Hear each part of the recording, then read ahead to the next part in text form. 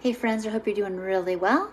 And I want to jump in with something that's a little bit more of a metaphoric video today, but it was kind of on my heart and on my mind that I wanted people to look a little bit beyond what we all talk about. If you're ever in individual sessions or a group session, there's a lot of talk about, nourishing all the parts of ourselves and kind of rebuilding a new total, a lot of neural pathways here. Some of the stuff we do on a daily basis is good and it works for us, but a lot of the way we operate, the way we think, the way we feel about ourselves, the way we think about the world needs some excavation, right? And so we know what that means in terms of excavating diet culture,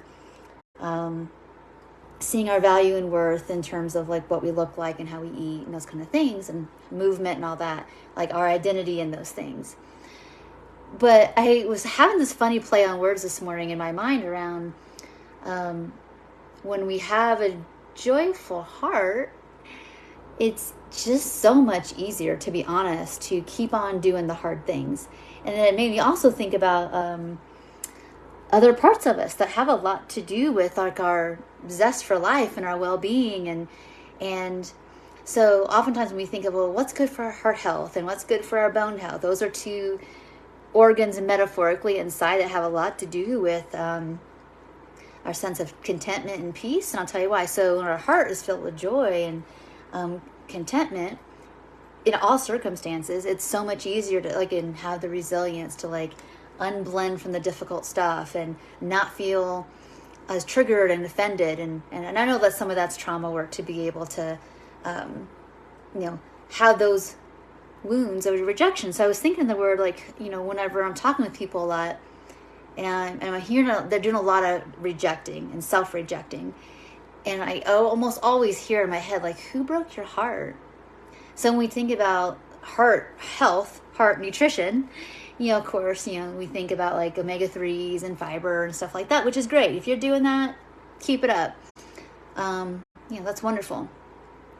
But sometimes what I also mean by heart health, and it's not just the nutrition part, it's also who broke your heart, and what is it you need to be able to see the situation that broke your heart from this here and now vantage point of all the circumstances in which you didn't cause that. That's not your fault. You don't have to take that on and that heavy burden of heaviness and responsibility anymore. So that's some nourishment actually for your heart. And then I was thinking about the bones. It's I know the bones give our body structure and all that good stuff, but it's also what's inside the bones. So anyway, if, sometimes it feels like, oh, I just feel so vacuous inside. And again, that heaviness, that weight on us.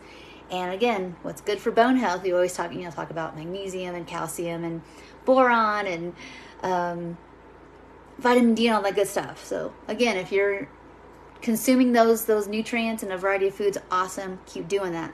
That's obviously part of bone health. But what also I'm talking about is what's in our bones has a lot to do with our vitality, and it's part of our nervous system. Or not our nervous system, but our part of our immune system. Our immune health has a lot to do with how much weight we carry. And that's not our physical weight, what I'm talking about. This is a metaphor video. Has a lot to do with what we take responsibility for that's not ours. The weight we put on ourselves to try to get the fawning responses we do to try to get people not to reject us and again break our hearts. So we put a lot more burden on ourselves than we should, instead of having good boundaries, instead of not abandoning our needs and jumping ship and being reactive when maybe somebody's being harmful or hurtful, that we don't abandon ourselves anymore. Okay, so when I think about the nourishment inside our bones, I'm not just talking about the minerals.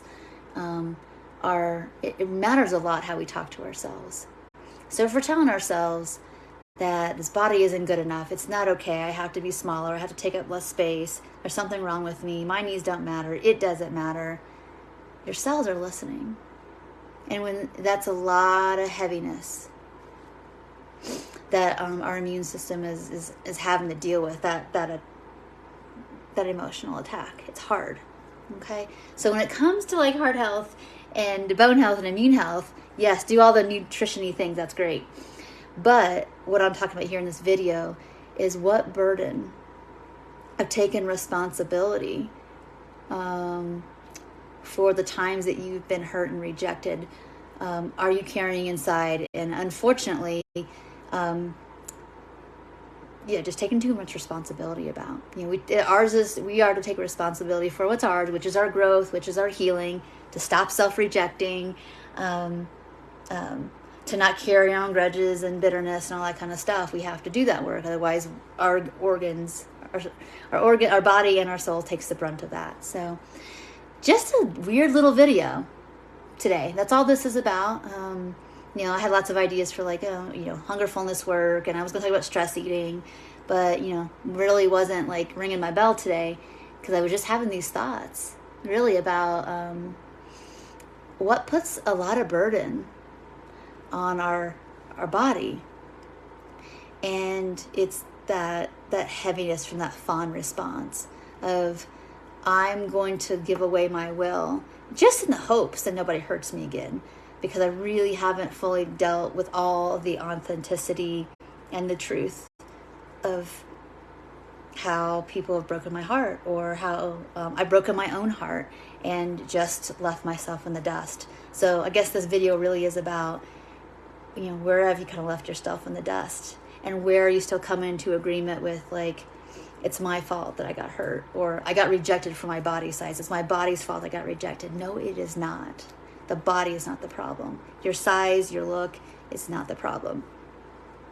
And it's time to stop putting all that burden on your body to change the world, change other people, get yourself into some kind of form that makes you less rejectable. That's a burden that your organs, your cells, your soul, it just can't carry. And that's where your vitality is going. So I hope this video was helpful. Again, it's just a strange little video today, but that was what was on my heart to share with you all. And I hope it's helpful to somebody. And if it was, put in the comments below.